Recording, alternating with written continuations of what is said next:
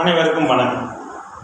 ஒரு ஜாதகர் தொடர்ச்சியாக கடன் தொல்லையால் அவதிப்படுகிறார் என்றால் அவருக்கு 6-8ஆம் சொல்லக்கூடிய தசாபுத்திகள் நடக்கும். மேலும் பார்த்தீங்கன்னா 6-8ஆம் அதிபதிகள் ஒருவருக்கு ஒருவர் தொடர்பு கொள்ளும் போது கண்டிப்பாக கெடுபலன்கள் அதிகமாக நடக்கும். அவர்கள் சம்பந்தப்பட்ட தசாபுத்திகள்.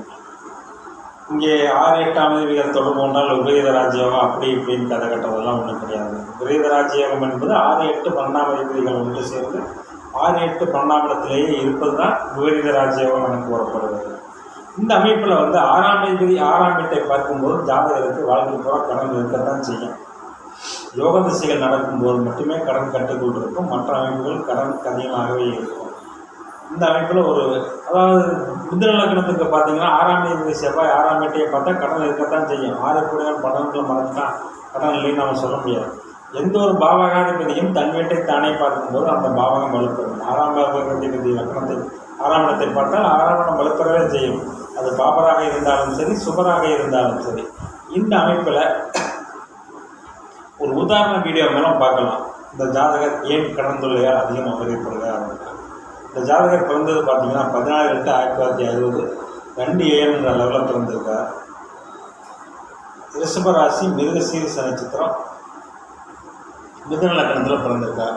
லக்னத்துக்கு 2ஆம் வீட்டில் சூரியன் புதன், 7ஆம் வீட்டில் குரு சனி, 3ஆம் வீட்டில் சுக்கிரன் ராகு, 9ஆம் வீட்டில் கேது, 12ஆம் வீட்டில் சந்திரன் செவ்வாய்.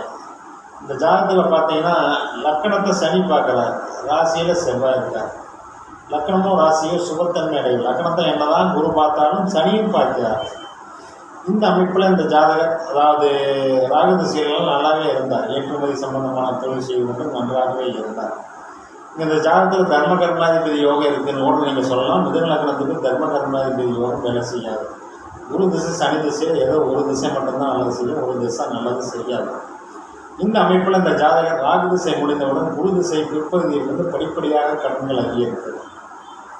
ஏனென்றால் அதாவது குரு திசையும் சரி சனி திசையும் சரி செவ்வாயின் பாவத்துவ பார்வையில் இருக்கார்கள். உச்ச சந்திரனோடு இணைந்து செவ்வாயோட சுபத்தன்மையெல்லாம் அடையலை. அமாவாசை நோய்க்கு போய்கொண்டிருக்கிற சந்திரன் தான் இருக்கார். அதே சமயம் இந்த ஜாதகர் தைரியம் தன்னம்பிக்கை ஏற்றவர், மிகவும் பொதுநலம் இருக்கவர். தர்ம கர்மாதிபதி யோகம் லக்னத்தில் இருந்தாலே அடுத்தவங்களுக்கு உதவ மனப்பான்மை எல்லாமே இருக்கும். இந்த ஜாதகர் சனி திசை ஆரம்பித்தது முதல் சனி என்னதான் பாக்கியாதிபதியாக இருந்தாலும் 6ஆம் அதிபதி செவ்வாயின் பார்வையில் இருப்பதால் 6-8 தொடர்பு அங்கே வந்துவிட்டதால் சனி திசை முழுவதுமே அதாவது மீளா கடன் தொல்லை, கடனுக்கு மேல் கடன், கடனுக்கு மேல் கடன், வட்டி கட்ட முடியாத நிலை போன்ற நிலைகளால் இந்த ஜாதகர் அவதிப்பட்டு கொண்டிருக்கிறார். சனி திசை முழுவதுமே இந்த ஜாதகருக்கு நல்ல பலன்கள் இல்லை. ஏனென்று கேட்டால் அவர் என்னதான் பாக்கியாதிபதியாக இருந்தாலும் 8 குருவுடன் இணைந்திருந்தாலும் குருவுடன் விதி அடிப்படையில் இணையில செவ்வாயின் பார்வையில் இருக்கின்ற அந்த சனி திசை நல்ல பலன்களை செய்யாது. எந்த லக்னமாக இருந்தாலும் செவ்வாய் சனி தொடர்பு நல்ல பலன்களை செய்யாது. ஒருவர் பார்த்து கொண்டாலும் சரி, அல்லது இணைந்திருந்தாலும் சரி, அல்லது ஒருவர் மட்டும் பார்த்தாலும் சரி. இந்த அமைப்பில் இந்த ஜாதகருக்கு பார்த்தீங்கன்னா சனி திசை முழுக்குமே கடுமையான கடன் தொல்லை. மேலும் இந்த ஜாதகருக்கு சொந்தமாக வீடு கூட அமையவில்லை. ஏனென்றால் கேட்டால் 4ஆம் அதிபதி சம்பந்தப்பட்ட திசை வரவில்லை. சுக்கிரன் ராகுடன் இணைந்து விட்டார்.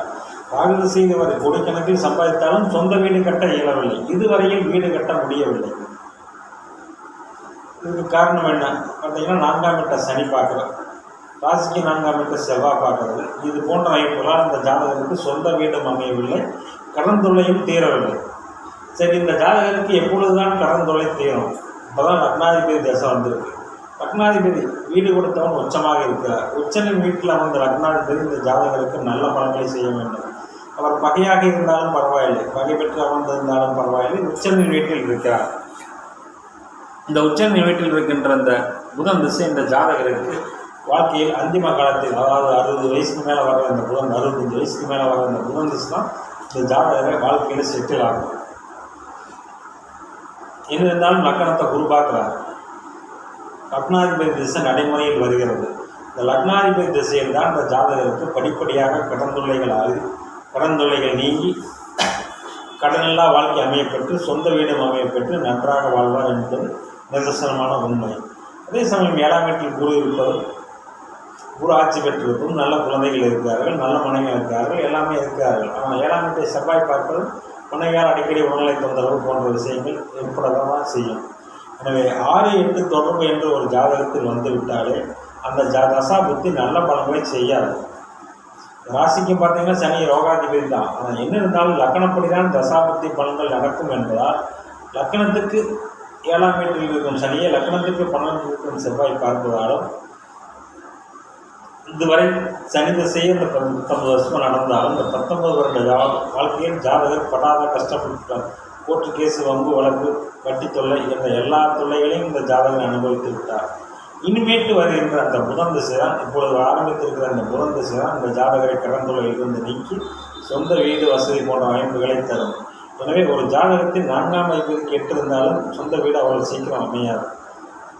சரி, 4ஆம் வீட்டை சனி பார்த்தாலும் சொந்த வீடு அவ்வளோ சீக்கிரம் அமையாது. இங்கே குரு சனி என்னதான்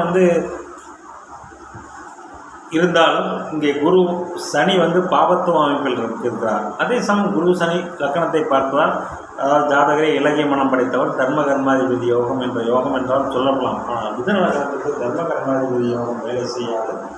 மேலும் குரு சனி லக்கணத்தை பார்ப்பதால் ஜாதகர் மிகுந்த ஆன்மீக நம்பிக்கை உடையவராக இருப்பார். கடவுள் மேல் மிகுந்த பக்தி உடையவராக இருப்பார்.